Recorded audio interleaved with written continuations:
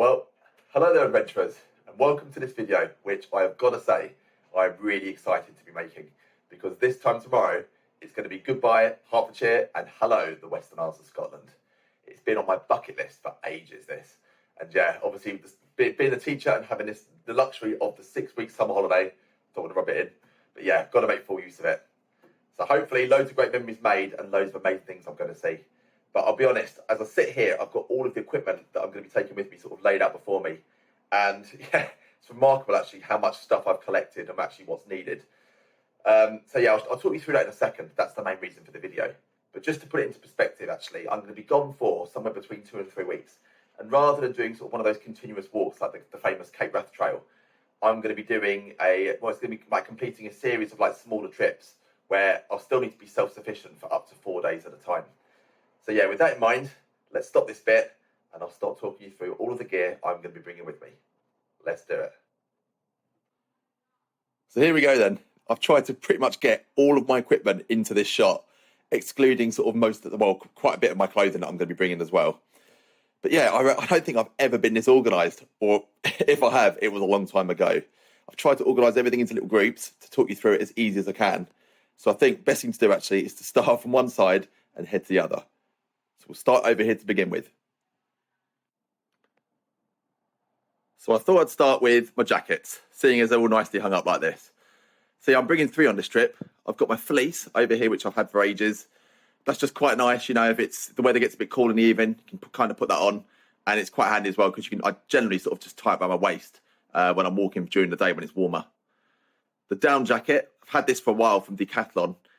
They still sell it and it's brilliant value. You know, I haven't tried any other brands, but I bought this one just because of the great reviews that it got. And yeah, I've been really impressed with it. Packs down to hardly anything at all, you know, and it's incredibly light.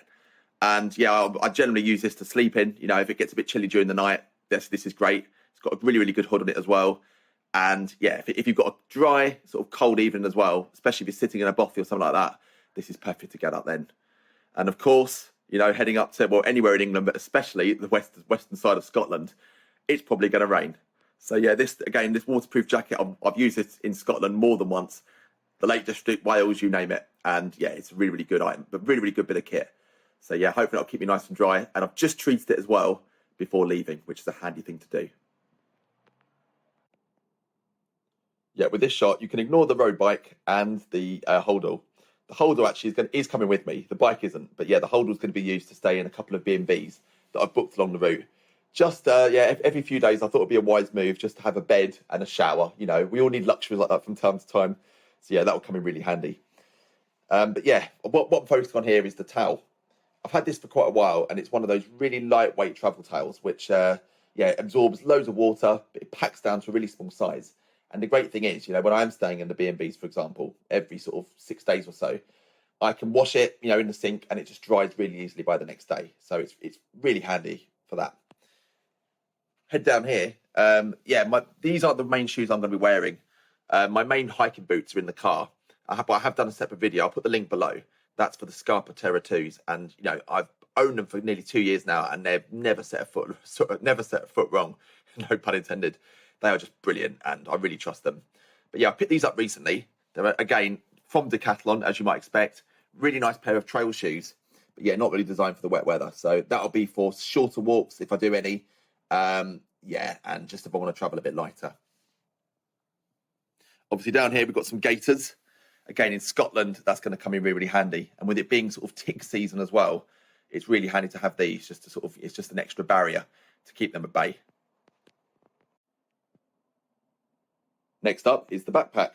And I probably should have started here actually, just because, I mean, all of this gear that I've got, couldn't go anywhere without something to store it in. Now, this is my Van Gogh Sherpa 80-litre backpack. It's the only pack I've ever owned for all of these trips that I do. And it's been absolutely terrific all the way through. You know, there's still loads of life left in it.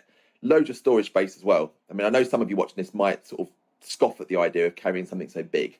And yeah, you'll certainly see some of those famous YouTubers carrying sort of 50 or 60 litre packs. But for me, at least, I've always appreciated the extra space, even if it's not always needed. It's just nice knowing it's there. So this is definitely one pack to consider. And next door is a really important piece of kit, which is easy to oversee, which is, yeah, the walking pole.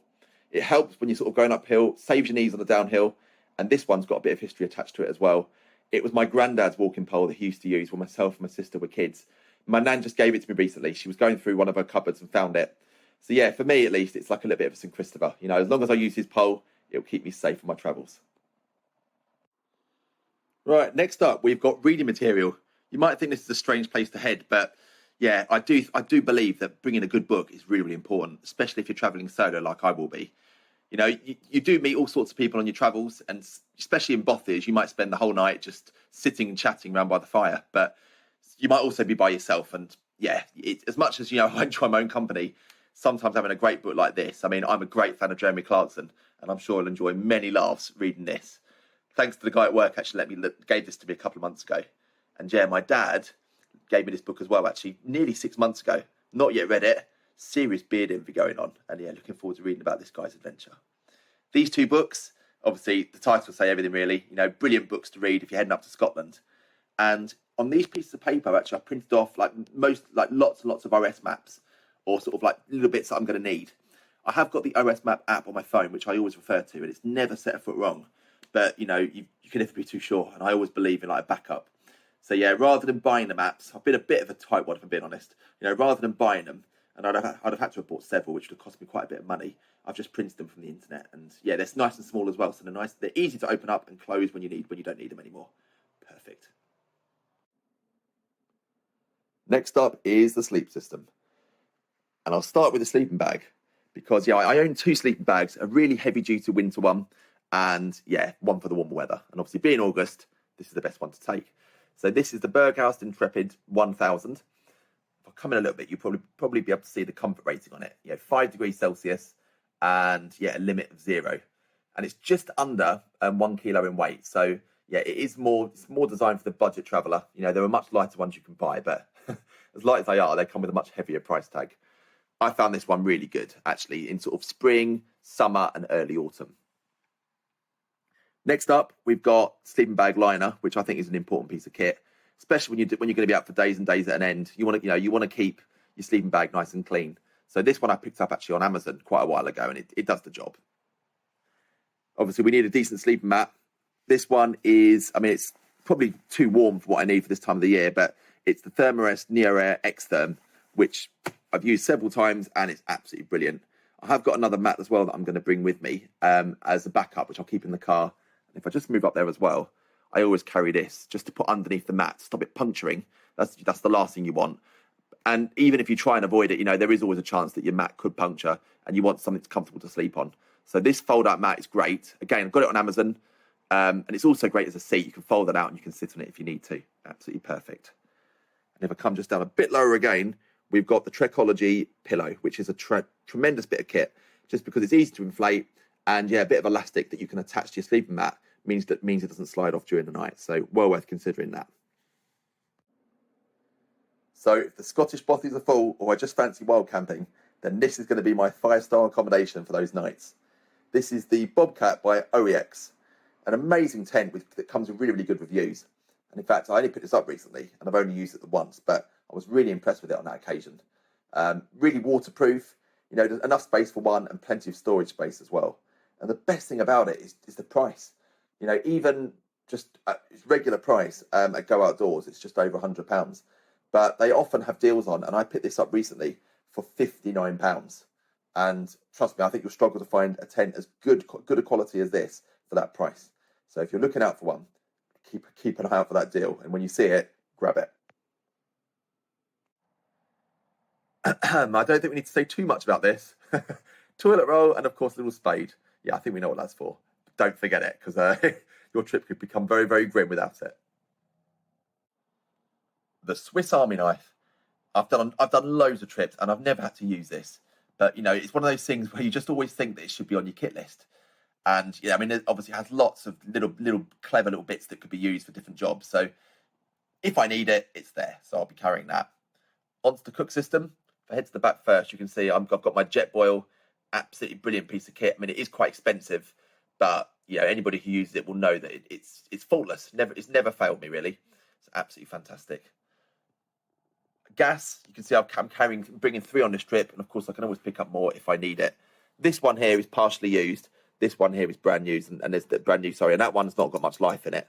So my first trip's going to be to the Isle of Jura, where I'm going to be hiking sort of into the wilds for about 4 days. So yeah, I'll be carrying this one and this as a backup. Go to backup again. It's just so important. You know, you don't want to be left without anything to sort of, I don't know, cook your food.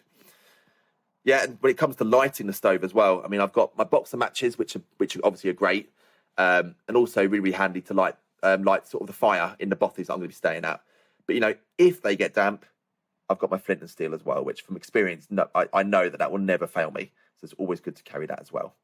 And of course, scour pads, and you can see a cloth at the back, really, really handy in just keeping everything clean.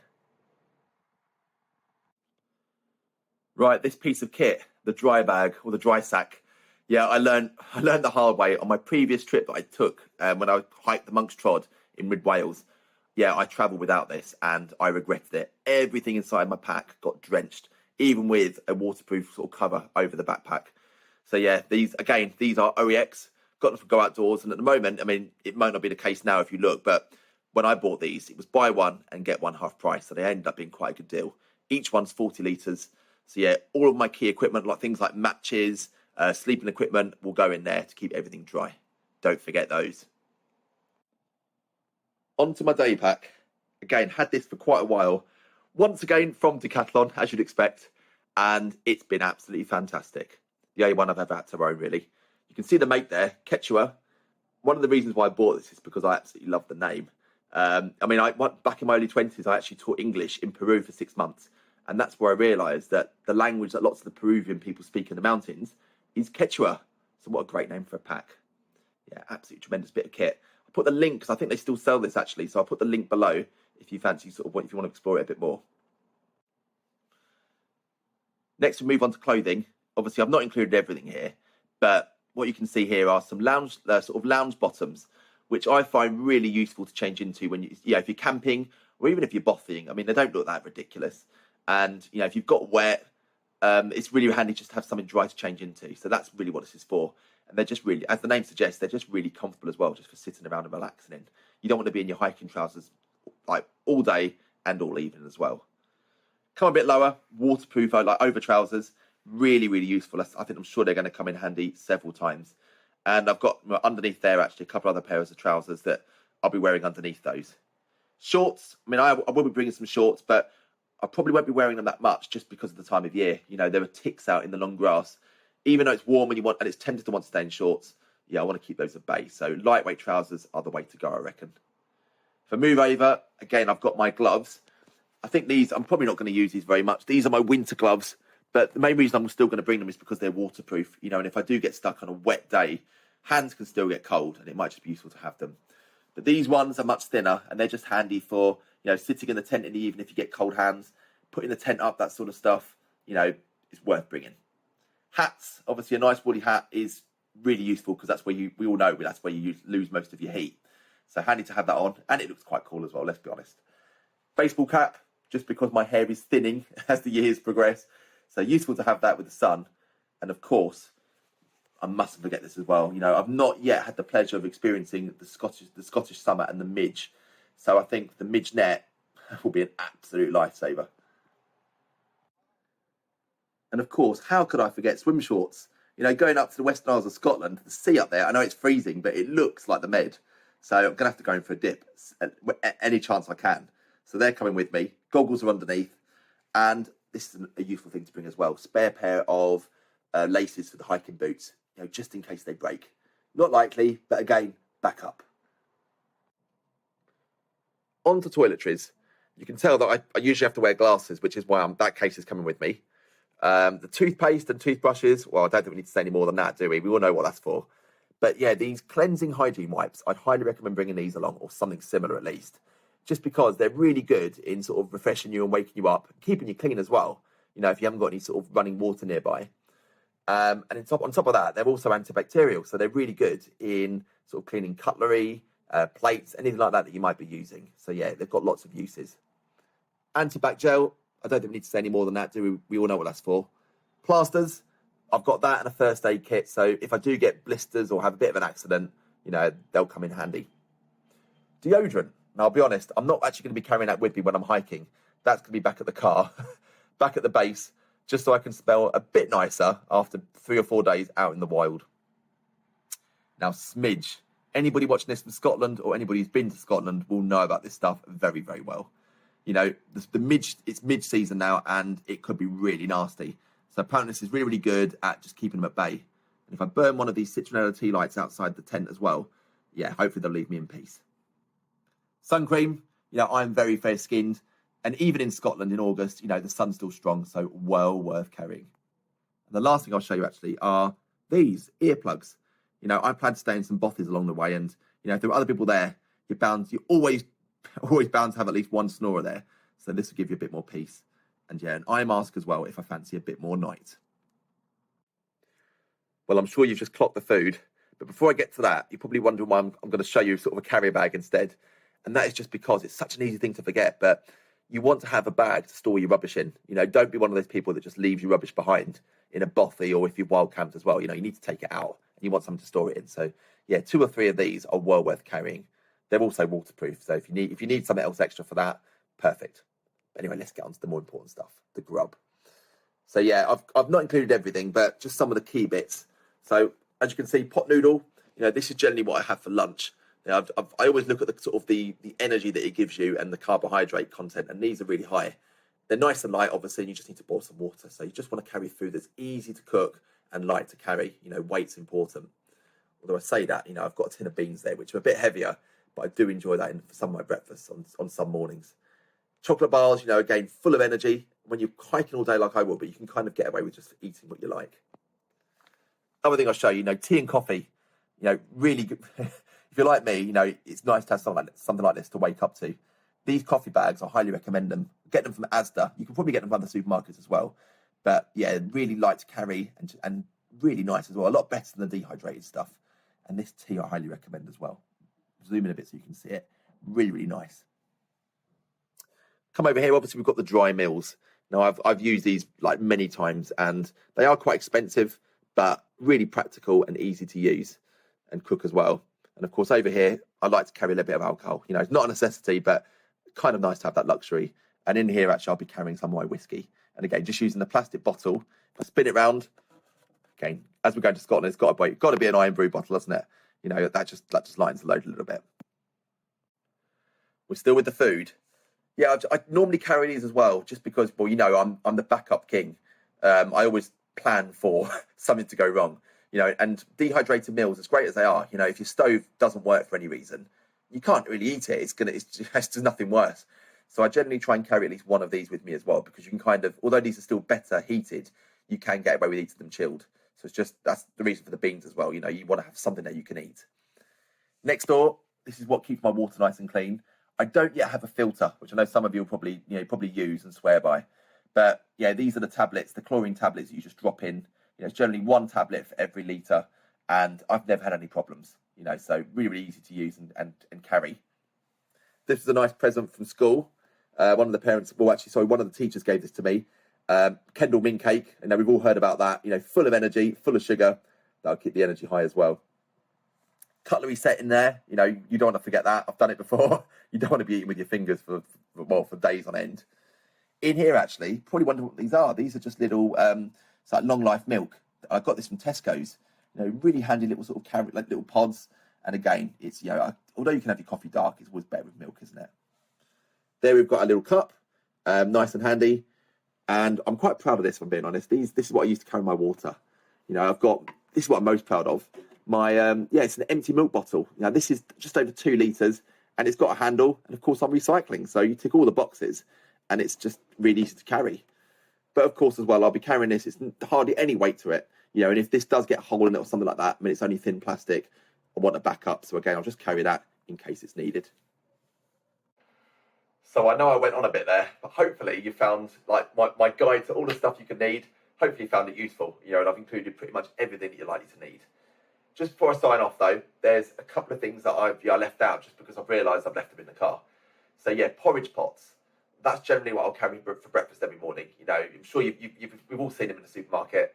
You know, they're nice and cheap, easy to carry, just a bit of hot water in the morning, and yeah, they're delicious and full of energy as well. So perfect for a backpacker. The other thing I'll say as well, actually, is I'll also be carrying beach shoes. If you're familiar with them, they're made of a similar material that you'd expect to see on a wetsuit. They've got a bit of weight to them, but I found them really, really useful in the past. If you've got to do river crossings, for example, wet boots for days on end, there's nothing worse. So if you can whip those boots off and put these shoes on instead, they'll give you a bit of grip, protection from the rocks, and they're also great. I mean, I plan to go in the sea as well, so they're brilliant for that. You don't want to get stung by anything or cut your foot, especially if you're a day or two from safety. So I reckon that is everything. If you've got to this point, thank you very much. As I always say, thanks for your perseverance, but thanks for watching. And don't forget to click like and subscribe if you haven't done already. Because obviously all of this prep, hopefully I'm going to have some amazing adventures up in Scotland, and I look forward to sharing them with you. Take care of yourselves, and I'll see you soon. Adios.